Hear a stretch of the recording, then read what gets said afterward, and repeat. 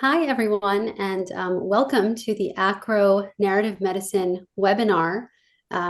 This is an initiative that comes from the Acro Resident Committee, and we're very excited to be here today. So just to introduce ourselves, my name is Ria. I am currently a PGY4 resident at the University of Pittsburgh, and I'm also a member of the Acro Resident Education and Wellness Committee. And I'm very excited to be partnering with some brilliant folks at the UCLA who are champions of narrative medicine at their institution to share with you this wonderful field. So I'd like to give them all a chance to introduce themselves. Sure. I'm Matt. Thanks so much for organizing this and for having us, Ria. This is really incredible to get a chance to talk about something that I'm really excited about. I am a PGY5 resident in radiation oncology at UCLA and have a chance to work with many brilliant folks, two of whom are on here with us. I have a background in the arts. I majored in film in college and minored in creative writing. And then I got a master's of fine arts and MFA in creative writing, specifically fiction writing. And so the stories of people with cancer and the stories of medicine are what led me into the field. And I'm really excited to talk more about it. All right. Hi, everybody. I'm Yulenka. I'm a PGY3 at UCLA. I'm also on the Acro Resident Committee with RIA, and I also had the honor to have participated as a facilitator in the narrative medicine workshop at UCLA that was started by Matt Farrell and Pooja Venkat. And lastly, I'm Pooja. I'm an attending at UCLA, and it is truly my honor to work with these brilliant residents and medical students in a field that I have loved since I was a little kid, and I have definitely moved away from in my attending life. So it's truly joyful to get to dive right back into it. And with that, let's get started. Yeah, thank you guys so much. For those who don't know, obviously Matt has a very well-established background in the arts and narrative medicine, and then Pooja and Yulenka, along with Matt, have been leading a narrative medicine elective for fourth-year medical students at the UCLA. And so in today's session, we'll be hearing about that.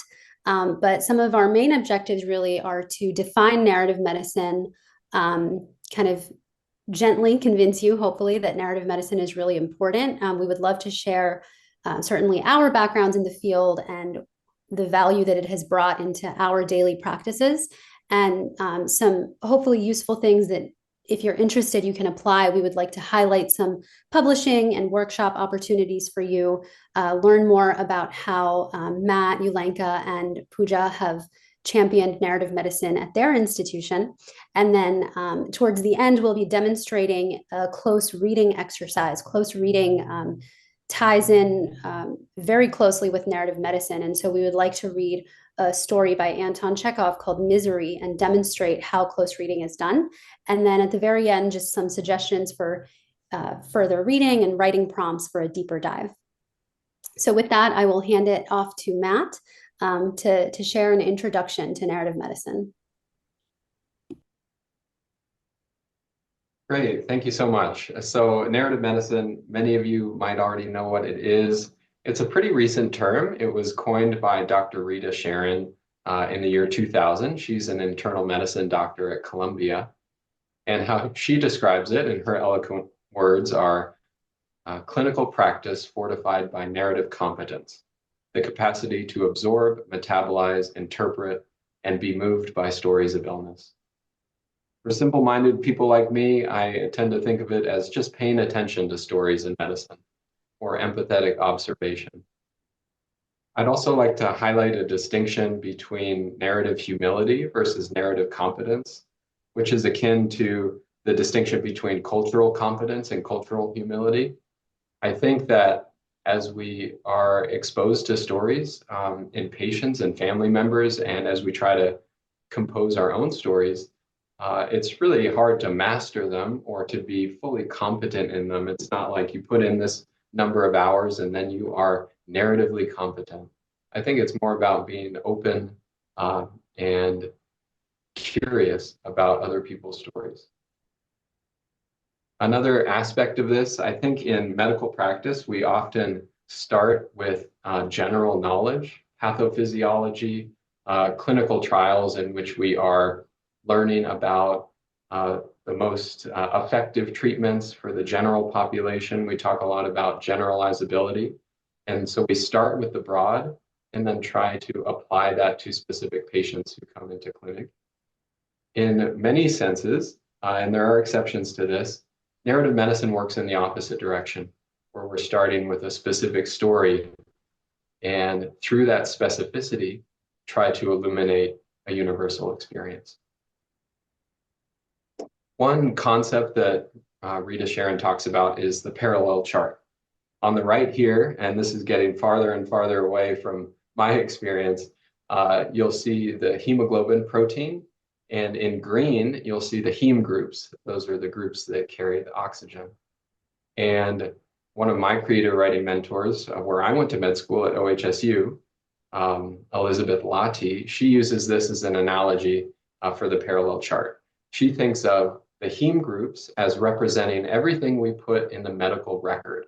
So what we write in our notes, the HPI, the chief complaint, the plan, and everything else in this protein is what could be thought of as existing in the parallel chart that helps support that heme group, keep it in place, and make it able to complete its function. So those things are who the people are, what they hope to accomplish, their jobs, their lives, their aspirations, where they grew up, where they've been, where they hope to go. And what's in the parallel chart is often not documented in the medical record, but it is one of the things that narrative medicine tries to access. To quote some of the greats, this is a quote that has been attributed to both Hippocrates and William Osler. Maybe neither of them said it, and it was just one of their underpaid and undervalued interns, but it is nonetheless a good quote. It is far more important to know what person the disease has than what disease the person has. So narrative medicine, why practice it? What is there value in it? I think there's actually a lot of evidence as to some of its benefits for medical practice as well as just existing in the world. Various studies have shown that reading narrative fiction increases empathy and reduces explicit and implicit bias. Another study showed that writing about difficult experiences improves mental and physical health. Another one showed that physician storytelling events can produce feelings of connection, hope. Narrative-based practice strengthens the bond between patients and physicians. A study looking specifically about radiation oncologists showed that a specific character trait known as alexithymia, which refers to difficulty identifying and describing one's own emotions, is actually linked to burnout among radiation oncologists. And lastly, there was a study by Ruth Bernstein in 2008 that looked at Nobel Prize winning scientists and compared them to scientists who had not won the Nobel Prize, as well as the general population. And it found that Nobel Prize winning scientists were much more likely to engage in the arts, whether that be creative writing or the performing arts or painting. So I think listening to this webinar is the first step on your road to winning a Nobel Prize. Very excited about that. Then there are some literary arguments, and this quote comes from a book that we read and talk a lot about in our narrative medicine elective. It's written by George Saunders, who is a brilliant, funny, warm, exciting writer of primarily short stories, but also essays, a novel, and this book, A Swim in a Pond in the Rain, which is a book about creative writing craft, in which he presents 7 stories written by Russian authors like Tolstoy and Chekhov. He presents the story, and then he gives a close reading of it. And in the introduction, he talks about why we would ever want to do this. And here's what he says. What we're going to be doing here, essentially, is watching ourselves read. Why would we want to do this? Well, the part of the mind that reads a story is also the part that reads the world. It can deceive us, but it can also be trained to accuracy. It can fall into disuse and make us more susceptible to lazy, violent, materialistic forces, but it can also be urged back to life, transforming us into more active, curious, alert readers of reality. And I think that gets at the heart of what narrative medicine can do for us, in that engaging in the arts can hone our observational skills, make us more attuned to the stories around us, and make us better able to connect with patients, so make us better doctors. And then conversely, being doctors, by being in such close contact to such moving stories, can make us better writers. And I know that I have always learned so much by hearing other people's stories about medical practice and health and illness. And it's completely expanded my understanding of what it means to be a doctor. So if you are interested in this, there are so many journals out there where you can read narrative medicine works and submit if you're feeling interested. This long list of tiny print is still a very much incomplete list. Here are some ones to highlight. Many journals, including some of the biggest out there like JAMA, New England Journal, Journal of Clinical Oncology, Annals of Internal Medicine, and Practical Radiation Oncology, all have sections dedicated to narrative works. And then there are also literary journals with an emphasis in health, and then general literary journals. A lot of medical schools and universities also have affiliated journals, like UCLA has the UCLA Beat that highlights work by medical students, residents, patients, and practitioners there. So I really encourage you to check these out and submit your own work. A quick note about the differences between submitting to literary journals and academic journals. Just for context, by literary journals, I mean general interest literary journals, the most famous among them being the New Yorker, and academic journals, maybe the biggest among them being JAMA. There are some differences. These are not always the case, but often. Literary journals tend to allow what's called simultaneous submissions, meaning you can submit a given essay, poem, or story to many journals at once. And if it gets accepted, you just let those other journals know that it was accepted and you withdraw it. Whereas academic journals tend to want you to submit to one place at a time.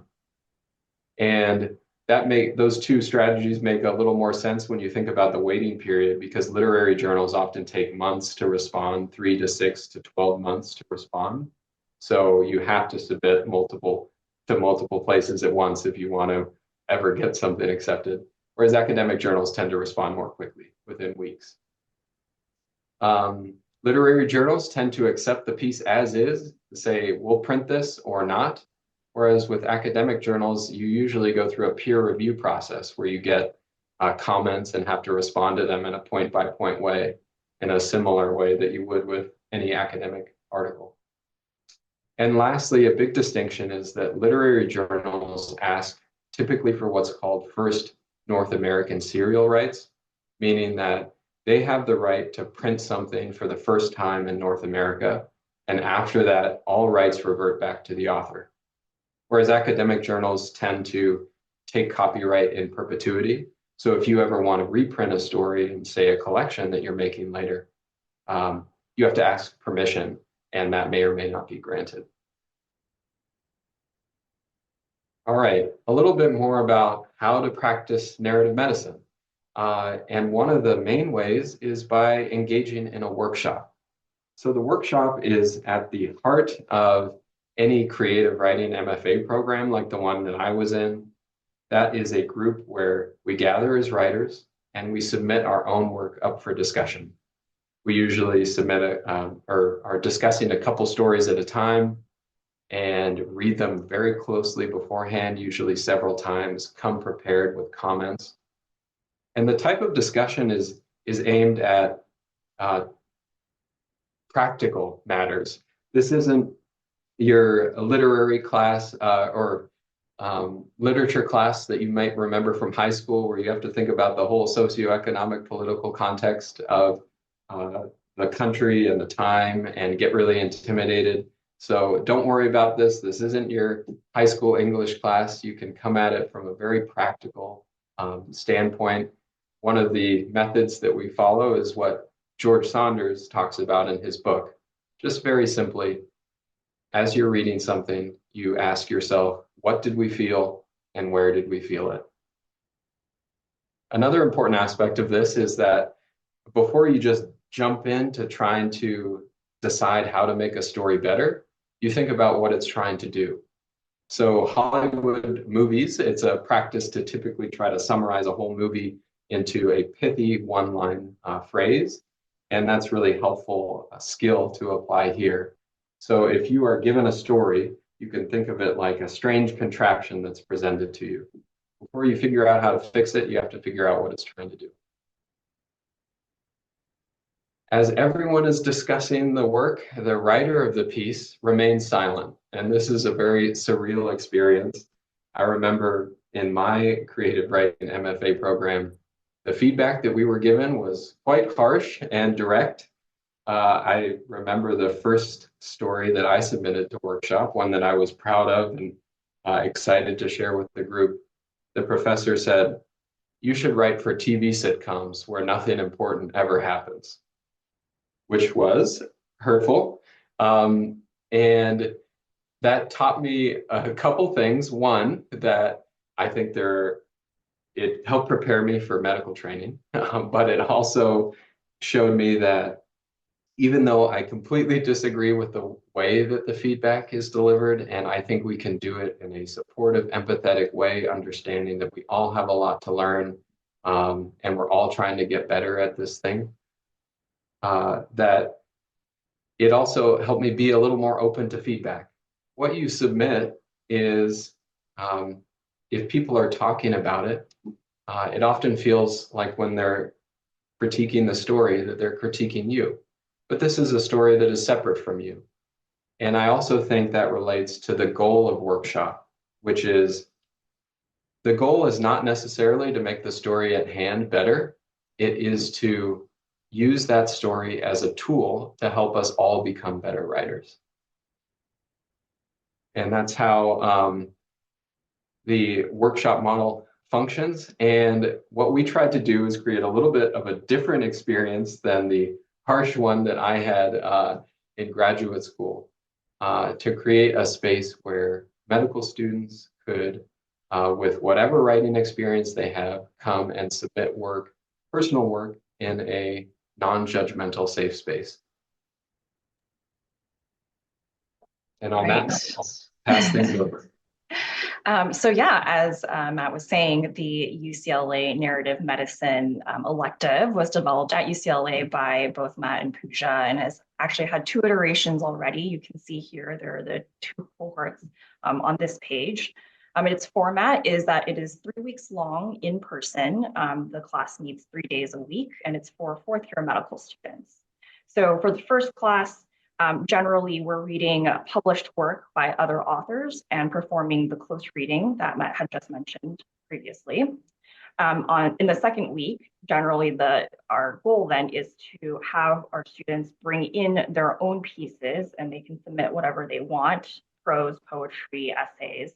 And each day is divided into a close reading of each person's piece. And we really dive into analyzing the piece and discussing suggested revisions, for example. And then in the third week, the students are then encouraged to revise their pieces based on workshop comments from the second week, or in some instances, students can also discuss new pieces that they wish to share with the class. So for me, just kind of touching a little bit about my experiences, I did not have a very extensive background in narrative writing or creative writing prior to this workshop. So I came into this without any, really preconceived insights or expectations. And to be honest, I was a little bit intimidated as we first started. But what I realized is essentially what we've been talking about, is that these are This is really about that human connection amongst our students and ourselves, where we're sharing pieces that are very meaningful and reflective of who we are and how complicated our lives are. And so we had students who utilized this space to process some very complex events in their life. And so their writing was very emotional, it was very raw, very passionate. Others used the pieces as conduits for their observations or their experiences with patients. And often their writing had very profound messages and commentary on our healthcare system, as well as that patient-provider relationship. And I was just constantly astounded and floored by their talent. I think from this experience, it's really motivated me to write as well. And I really appreciated that Matt and Pooja had created this space for safe discussion of these pieces. When Matt first came to me with the idea of starting a narrative writing workshop, I was honestly scared of being a fraud. As an attending in an academic department, everyone looks at you as an expert, but I'm honestly no expert in writing. I was worried no one would sign up. I was worried there would be awkward silences. I was worried I wouldn't know what to say. I hear similar concerns regarding writing in general. On this slide, these are some common phrases we hear when talking about writing, but I'm a terrible writer, or I don't have anything new to say. I don't have time to write, but the story is too painful to share. And I've felt this way. I know all of our students have felt this way. But what I found when we created this course and this space was that we created something that I honestly couldn't even imagine. We created a space where students shared the most personal tragedies in their lives. They found catharsis through the act of writing and sharing. They focused on deficiencies in our medical system and patient advocacy, and honestly, so much more than I can discuss in this setting. When given the space and the support, our students created works of art with messages that needed to be written and need to be read. And it's truly an honor to be part of that process. I think this is something we will definitely continue moving forward and hope to grow not just within UCLA, but within the world of oncology in general. So that's why this webinar is just a start. There's a quote from Sylvia Plath that I think is really meaningful to me, and I'll just use her words. Everything in life is writable if you have the outgoing guts to do it and the imagination to improvise. The worst enemy to creativity is self-doubt. I think for me and for many of us in writing, this is the thing that holds us back. And what this space showed me was that if we just write, if we put a time limit, put a little pressure on ourselves, and we just write, it's remarkable what we can create. And I think that takes us to the next slide. Thank you so much for sharing all of that, Pooja, Matt, Yulenka. I think all of your experiences are so valuable, and that space that you created for the students at UCLA, I think that elective is amazing, and I wish I had had the opportunity to be a part of something like that when I was a fourth-year medical student. In terms of my own background with narrative medicine, I find myself very lucky because I've always been very much into writing and creative writing, and this field of narrative medicine and medical humanities really kind of fell into my lap when I was an undergraduate student at Drexel University. I was a pre-medical student, and I was talking to my advisor, and she knew I was going to medical school, and she knew I liked writing. So she suggested that I take this certificate program in the medical humanities, where I got to take a series of different courses that most of which exposed me to different works, whether it was poetry, literature, movies, art, different forms of medical humanities and the arts and narrative medicine. And these were stories about suffering, illness, death, dying, stories that, I was an undergraduate student at the time. I hadn't yet seen a patient in a hospital, but those stories gave me so much insight, and I'm really grateful that I had that insight before entering medical school. Flash forward to med school, obviously things got a lot more busy, and I didn't have as much time to devote to reading, the arts, creative writing. But I did get to take some humanities classes there as well, and I took a creative writing course where even where we didn't have a lot of time, our creative writing teacher asked us to take 5 minutes at the end of every single day, just put pen to paper, turn on a timer for 5 minutes, and write anything that comes to mind. For complete free writing. It can be poetry, it can be prose, whatever words come to mind. It can be a grocery list. And obviously, that task was very, very intimidating at first. But what I found as I wrote every single night during my first year of medical school, and then as we shared our writing in class with our peers, we all had a lot to say, and the things that were happening to us just in the first year of medical school were having a profound impact. And so to me, narrative medicine is really just about processing the stories that happen around us. And these aren't just stories that happen in old Russian literature. They're stories that happen in pop culture. They're stories that we as physicians sometimes get a glimpse of just when we're talking to our patients every single day. So there's always stories happening around us. They are constantly working on us. And to me, that's really what narrative medicine is about. This year, I'm in my research year, and one of the things that I'm doing is I'm pursuing a certificate in professional achievement. It's a virtual program through Columbia University dedicated to narrative medicine.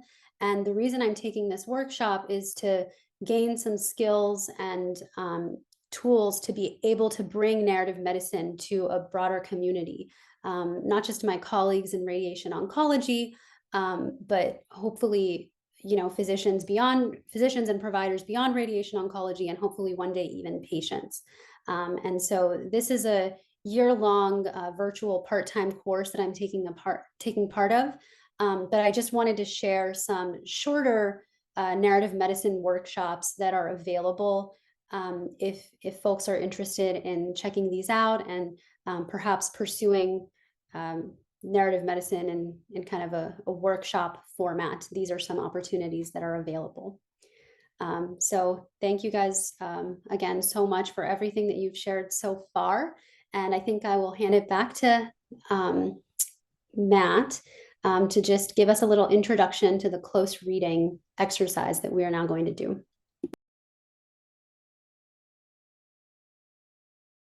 Great. Yeah. So a little bit about Anton Chekhov, who will be reading a story about out loud and then talking about it. Anton Chekhov lived in the late 1800s, just past the turn of the century. He is one of the great physician writers of all time. He wrote brilliant short stories and was an early pioneer of the form, and was also a playwright of brilliant plays. And he wrote in a letter to his brother about what he considered 6 principles of what makes a good story. And I think it's worth noting that the last on his list was compassion. And that's not necessarily the first word that comes to mind when you read his work, which can sometimes feel dispassionate, diagnostic, distant, objective. And I think that relates a little bit to his profession as a doctor, where it feels like when you're reading his stories, you're just entering an exam room and you find life there, and he is looking at it objectively, like a physical exam with his careful doctor's eye. And to me, I think where he put his attention is where the compassion lies. So this was at a time when a lot of people were writing about kings and queens and generals and diplomats, people shaping the history of the world and the future of nations. And he chose to write about all of us, doctors, farmers, cart drivers, cab drivers, as we'll read about in this story. And I think therein lies the compassion, that his work is a testament that every human being is worthy of our attention.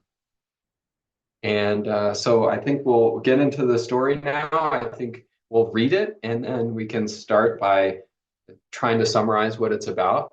Hollywood logline style. And just to give an example of that, from one of the great movies of all time, Titanic, I wrote, Titanic is about a young aristocratic woman trapped in a loveless engagement, falls in love with a poor artist aboard the ill-fated Titanic, discovering freedom and life in the face of death.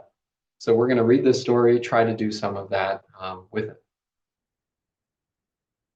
So here we go. Awesome. This story is 5 pages long, so we'll be taking turns reading it. It should be fairly short. Keep in mind, this is a Russian story written in Russian. This is an English. This is one version of an English translation of this story. And the biggest disclaimer is that none of us are proficient in Russian, so please pardon our mispronunciations of some of the names presented here. So with that, I'll begin with the first page, Misery. To whom shall I tell my grief? The twilight of evening. Big flakes of wet snow are whirling lazily about the street lamps, which have just been lighted, and lying in a thin, soft layer on roofs, horses' backs, shoulders, caps. Iona Potapov, the sledge driver, is all white like a ghost. He sits on the box without stirring, bent as double as the living body can be bent. If a regular snowdrift fell on him, it seems as though even then he would not think it necessary to shake it off. His little mare is white and motionless too. Her stillness, the angularity of her stillness, and the stick-like straightness of her legs make her look like a half-penny gingerbread horse. She is probably lost in thought. Anyone who has been torn away from the plow, from the familiar gray landscapes, and cast into this slough, full of monstrous lights, of unceasing uproar and hurrying people, is bound to think. It is a long time since Iona and his nag have budged.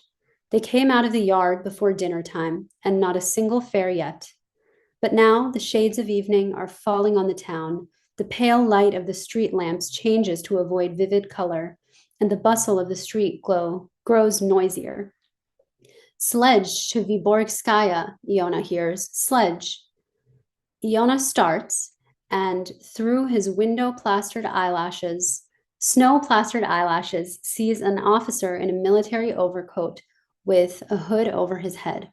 To Vyborgskaya, repeats the officer. Are you asleep? To Vyborgskaya. In token of assent, Iona gives a tug at the reins, which sends cakes of snow flying from the horse's back and shoulders. The officer gets into the sledge. The sledge driver clicks to the horse, cranes his neck like a swan, rises in his seat, and more from habit than necessity, brandishes his whip. The mare cranes her neck too, crooks her stick-like legs, and hesitatingly sets off. Where are you shoving, you devil? Iona immediately hears shouts from the dark mass shifting to and fro before him. Where the devil are you going? Keep to the right. You don't know how to drive. Keep to the right, says the officer angrily. A coachman driving a carriage swears at him. A pedestrian crossing the road and brushing the horse's nose with his shoulder looks at him angrily and shakes the snow off his sleeve. Iona fidgets on the box, and as though he were sitting on thorns, jerks his elbows and turns his eyes about like one possessed, as though he did not know where he was or why he was there. What rascals they all are, says the officer jocosely. They are simply doing their best to run up against you or fall under the horse's feet. They must be doing it on purpose. Iona looks at his fare and moves his lips.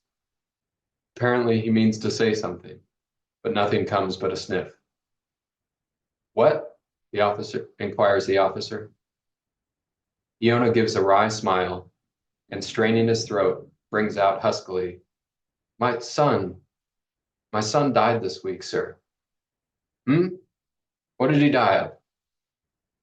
Iona turns his whole body round to his fare and says, Who can tell?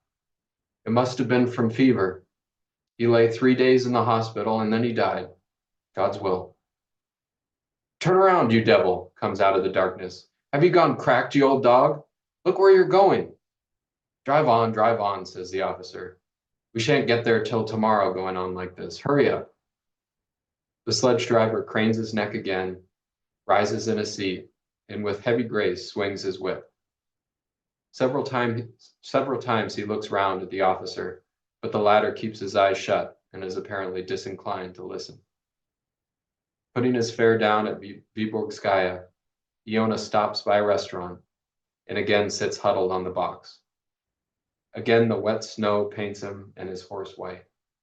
1 hour passes, and then another. 3 young men, 2 tall and thin, 1 short and hunchbacked, come up, railing at each other and loudly stamping on the pavement with their galoshes.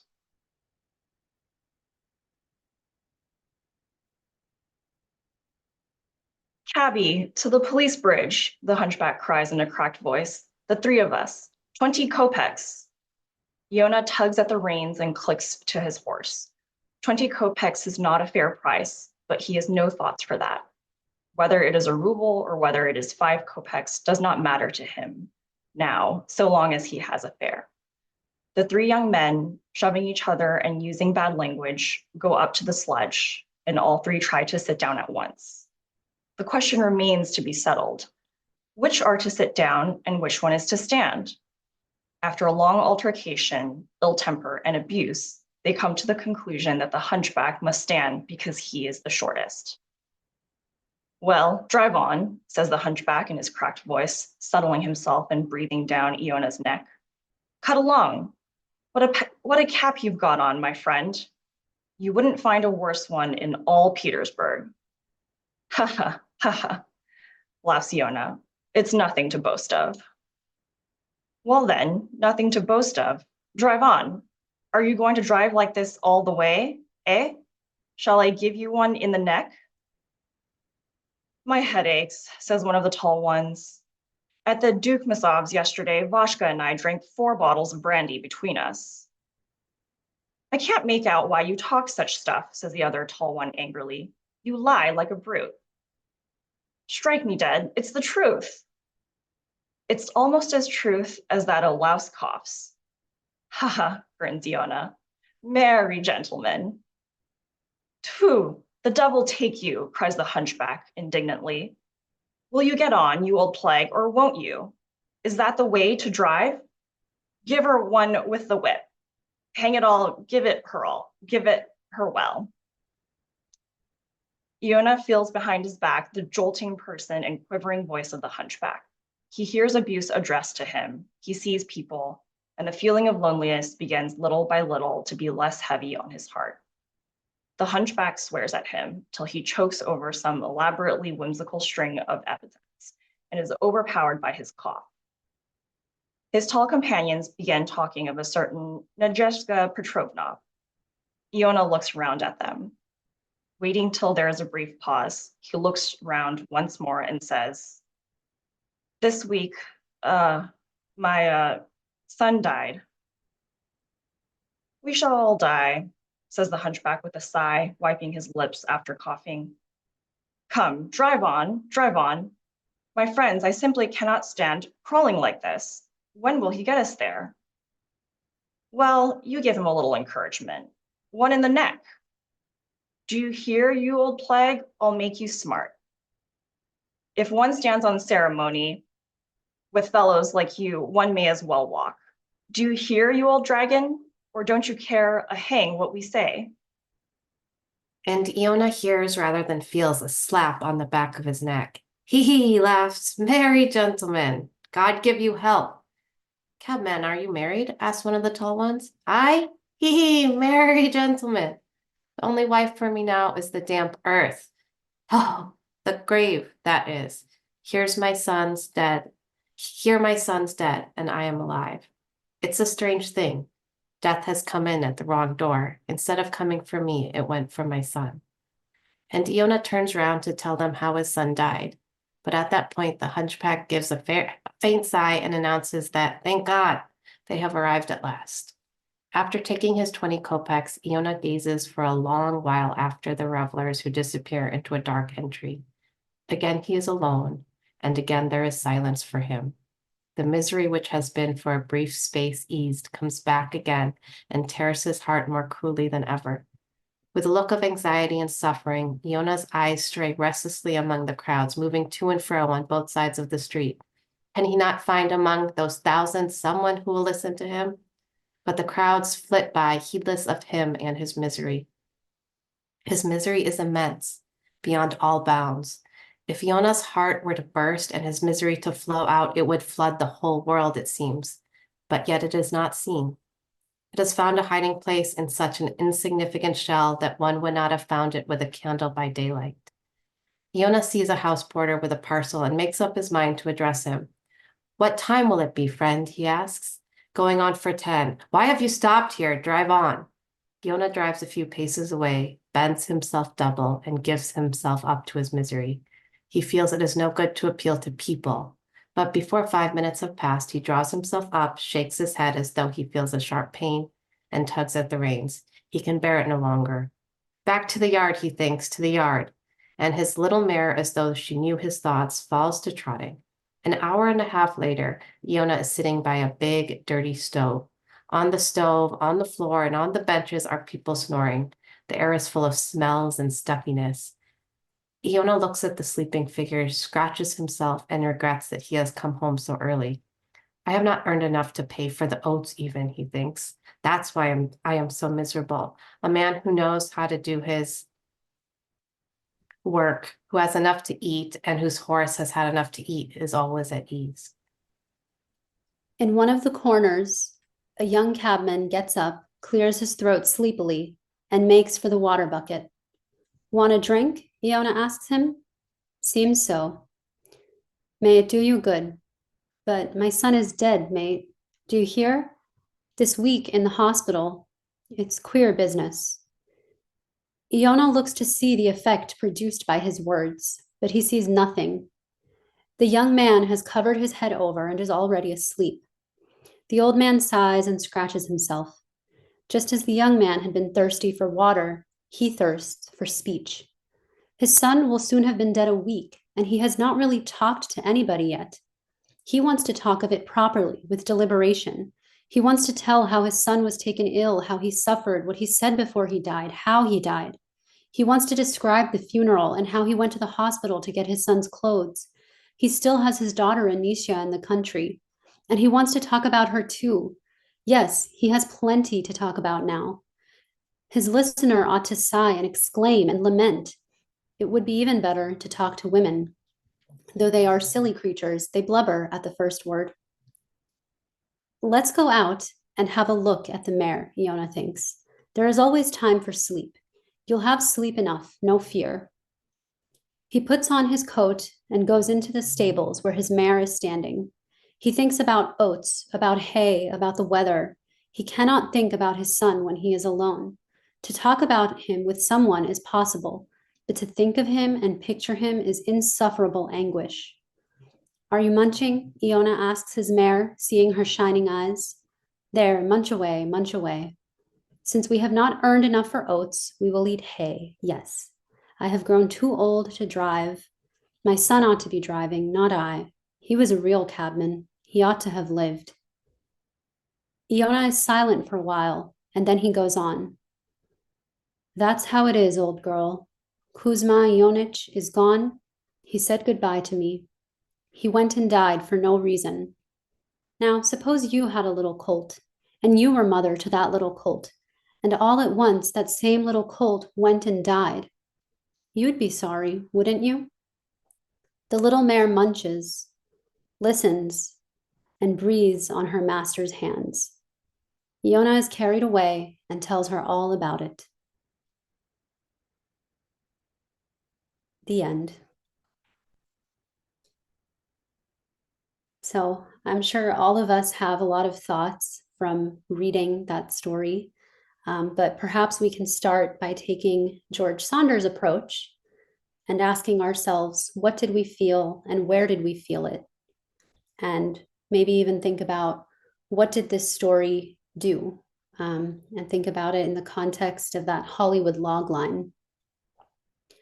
Maybe if anyone has a Hollywood logline that they might want to share. I can share mine. So my log line was, a lonely sludge driver tries to mourn the loss of his son as he navigates the cold streets one evening. But the indifference and detachment he is met with in sharing his grief only serves to heighten his crushing isolation, leaving him to find solace in the silent companionship of his mare. That's good. That's really good. Well done. It's beautiful, Yulinka, and I definitely agree. But for me, the story also encompasses the isolation, not just of grief, but of poverty and the urban life in general. I think if we look closely at some of the lines, particularly in the beginning, where the horse is actually, dragged from the farm into this urban setting, that aspect is right there from the beginning. And then we see the darkness surrounding Iona as he drives through these streets.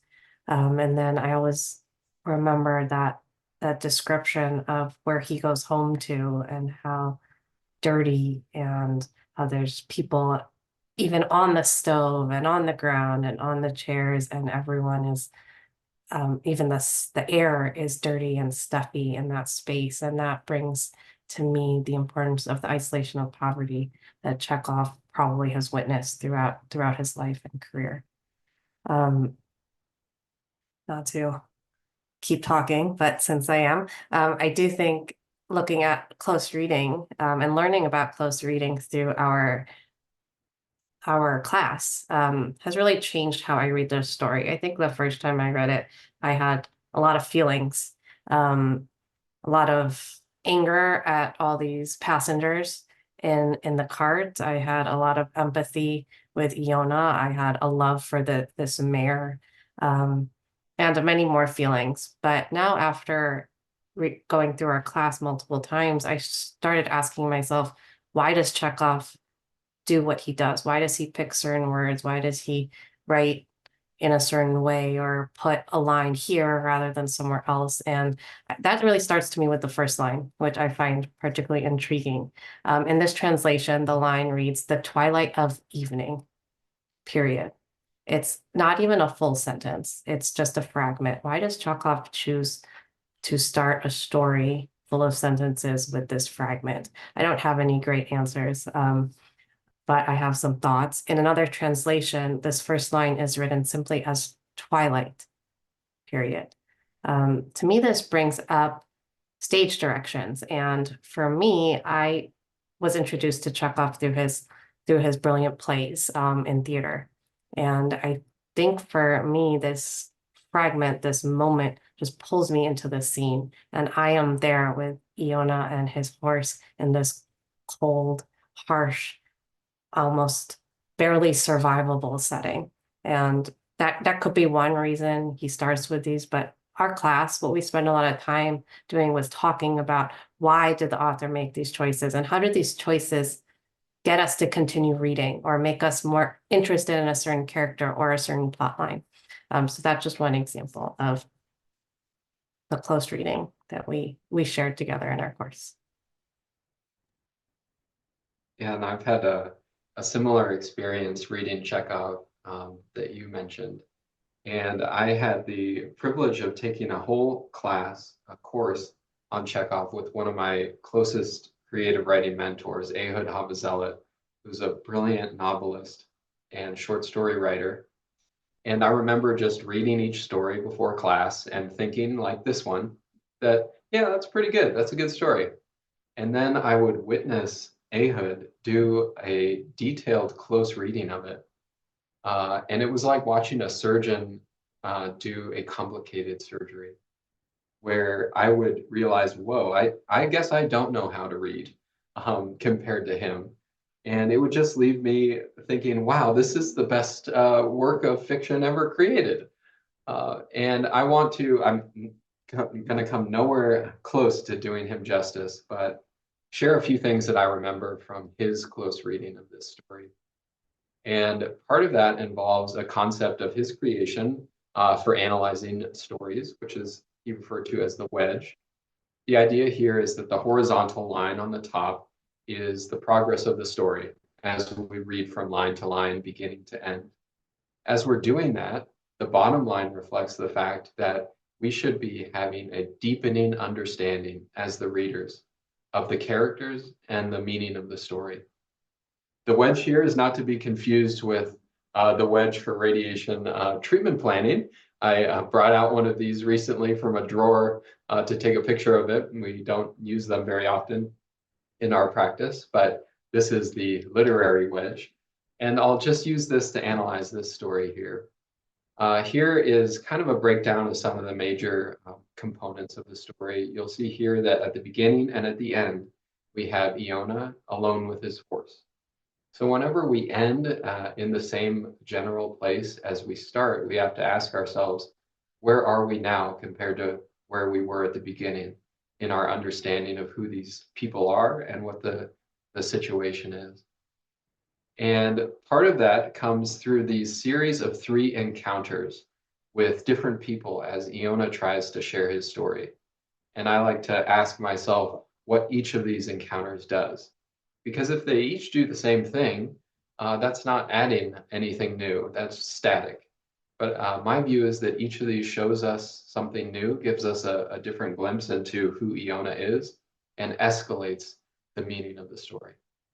So the first encounter with the military officer, we learn that Iona, as he tries to share his story with the officer, we learn that his son died. And he doesn't really have a receptive audience. The officer engages a little bit, but then he's not able to fully engage and participate in the ritual of story sharing to process his grief.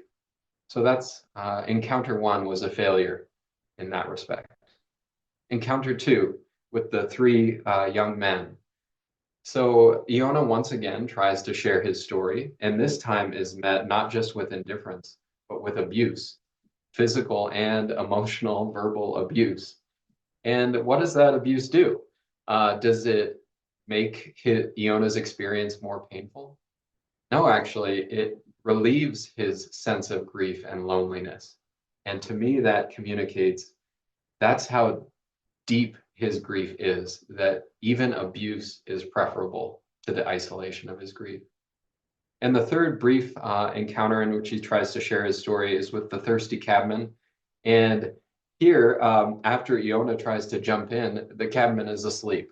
So this really communicates to me that this is a world in which there is no opportunity to share this story. Iona is not a person who is incapable of eloquent communication about grief. He just has no opportunity. And that leaves him alone with the only resource left to share his story.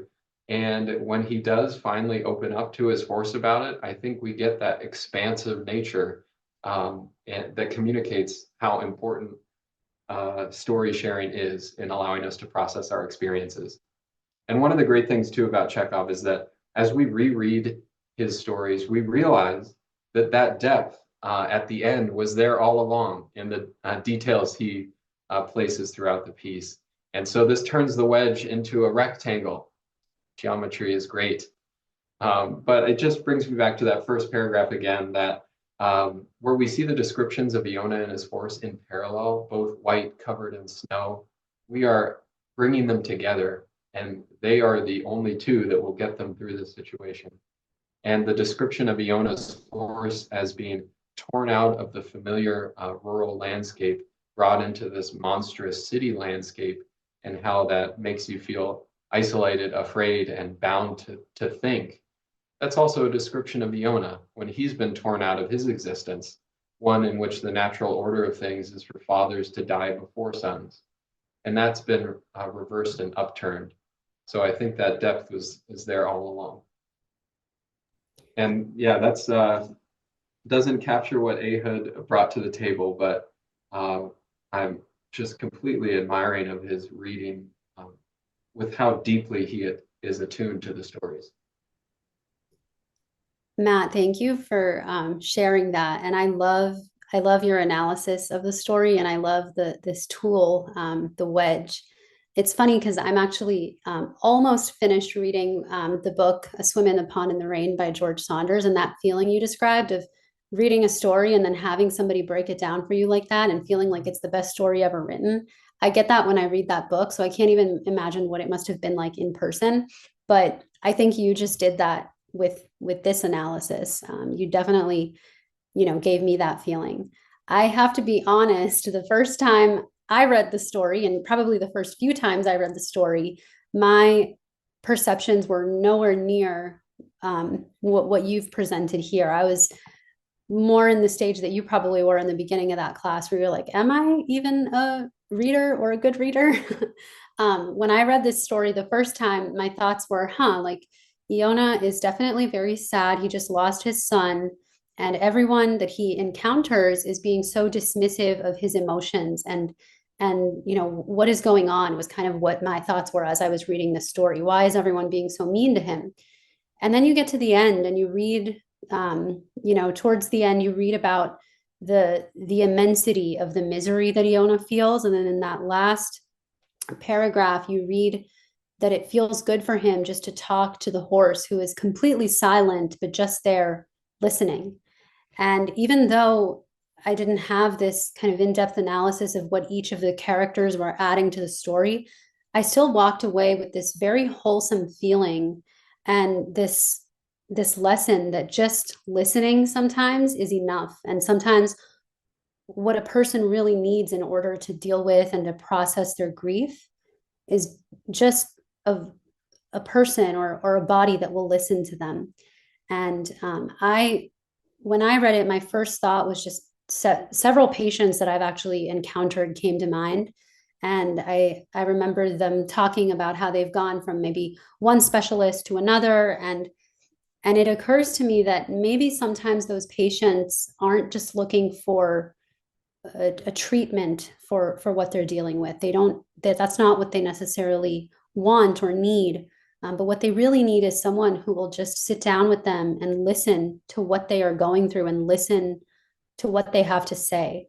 And to me, that is really what Iona is realizing that he needs, is someone that will listen.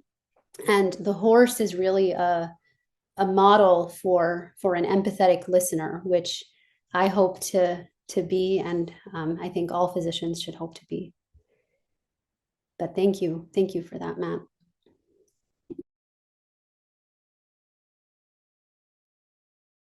All right, so hopefully, all that we've discussed so far has already piqued your interest in the field. And so here we have some suggested readings if you'd like to delve more into this.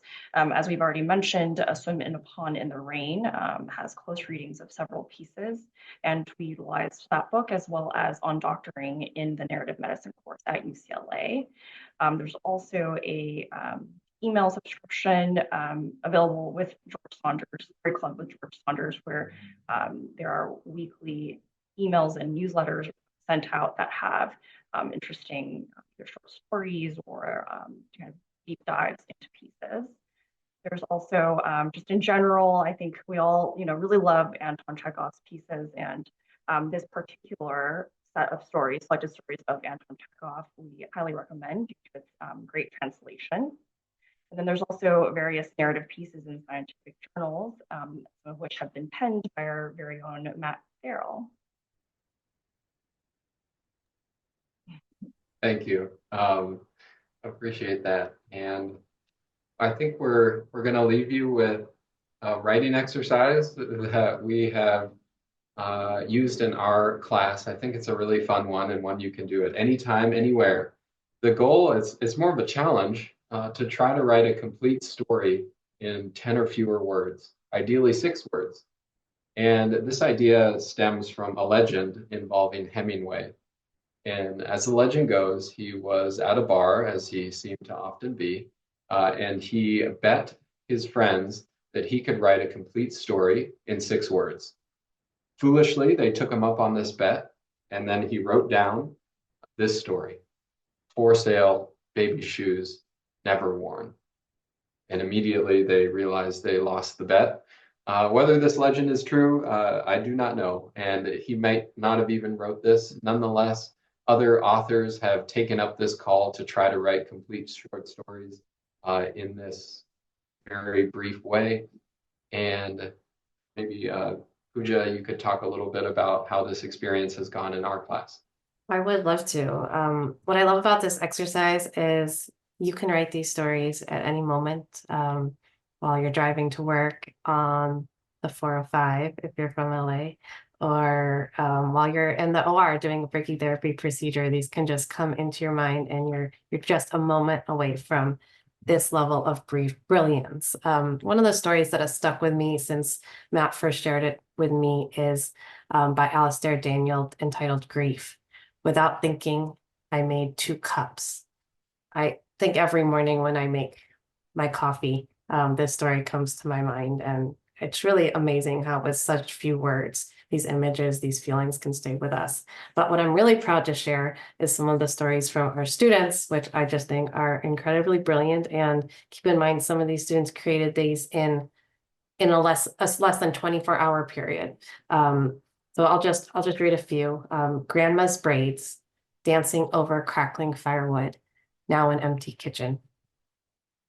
These failing marks, new red welts. The patient is a poor historian, the history taker noted. City of Angels, where are they? And lastly, but not least, waited, tired of waiting, regretted waiting.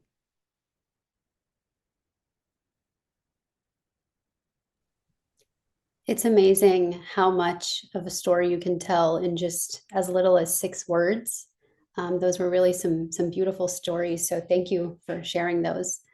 I think this wraps up our narrative medicine webinar. If you are still listening and still with us, thank you so much for all of your time. Thank you so much to Matt, Yulenka, and Pooja for your time and all of your dedication to bringing this wonderful practice to the students at your institution. If you're interested in joining us for a more interactive version of what we did today, please join us for the Narrative Medicine Workshop, which is scheduled to take place on Thursday, March 14th at 7:00 a.m. at the ACRO 2024 Summit in Orlando. We would very much love to see some people in person, to maybe do some close reading exercises and then some actual writing workshops as well. Again, no prior experience is required. If this field really intimidates you, then it's probably for you. I certainly don't claim to be an expert by any means. And so we're all here learning and just want to create as positive and compassionate of an environment as we can. So definitely hope to see you there. There is a pre-registration online through the ACRO website. But pre-registration is encouraged, but certainly not required. So if you want to make a spontaneous decision at 7 a.m. on that Thursday, please join us with some coffee and snacks for this workshop. Look forward to seeing you there. Thank you so much. So great to be here. Thank you so much, Thank you, Ria, for organizing. This has been a real pleasure. Thank you guys so much.